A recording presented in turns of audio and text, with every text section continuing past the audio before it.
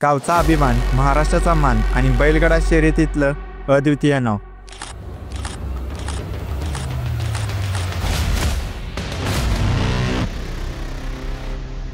बकासूर उंची कमी, सरसृष्टी हडकुळी, पण मैदानावर उतरताच चपळाई आणि वेगाने प्रतिस्पर्ध्यांना नामोहरण करणारा बकासूर आजही शर्यतीच्या दुनियेचं मोठं नाव आहे। या बैलाच्या प्रवासाची गोष्ट तुम्हाला जाणून घ्यायला आवडेल का? कसं सध्या गायीपासून जन्माला आलेलं बकासूर कुटुंबाचं भाग्यविधाता बनलं, त्याचं बालपण, प्रशिक्षण आणि मैदान गाजवणाऱ्या बाप-लेकाच्या जोडीचा रंजक प्रवास ऐकायला सज्ज व्हा। पुणे जिल्ह्याच्या मुळशी तालुक्यातील सूस गावात जन्माला आलेला बकासूर बैलगाडा शर्यतीत आज एक दंतकथा बनला आहे। सध्या गावरान गायीपासून जन्माला आलेला हा बैल आज महाराष्ट्रभर प्रसिद्ध आहे। उंची कमी, शरीरसृष्टी हडकुळी, पण मैदानावर उतरताच त्याची वेगवान पळण्याची आणि दमदार चपळाईने प्रतिस्पर्ध्यांना बकासूरच्या यशामागचं रहस्य म्हणजे कठोर प्रशिक्षण। मोहिल धुमाळ कुटुंबियांनी त्याला लहानपणापासून शर्यतीसाठी तयार केलं। झेंडा पडल्यावर कधी पळायचं, कधी थांबायचं हे त्याला अगदी व्यवस्थित शिकवलं गेलं। त्याच्या काळजीसाठी घरातील 8-10 जण झटतात। बकासूरचं नाव घेताच तो पळत येत असे,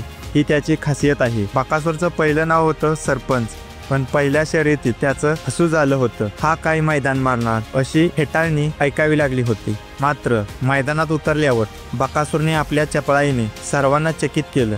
शर्यतीचं समालोचक प्रवीण बाटे यांनी त्याला मुळशीचा बकासूर म्हटलं आणि याच नावाने तो लोकप्रिय झाला। बकासूरची लोकप्रियता एवढी आहे की त्याला पाहण्यासाठी लोकांची झुंबड उडते।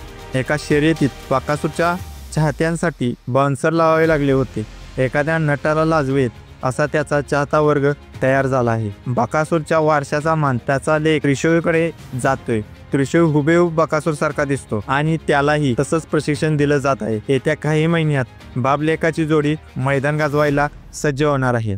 एकेकाळी बकासूरला केवळ 5,000 रुपयात विकायचं ठरलं होतं, पण मोहिल यांचे आजोबा ठाम होते, घरातील पशुधन कधीच विकायचा नाही। या निवडीमुळे बकासूर घरात राहिला आणि नंतर त्याने धुमाळ कुटुंबाचं नशीब बदललं। बकासूर मक्याची डाळ, कडबा आणि उडीद डाळ खाऊन तयार झाला आहे।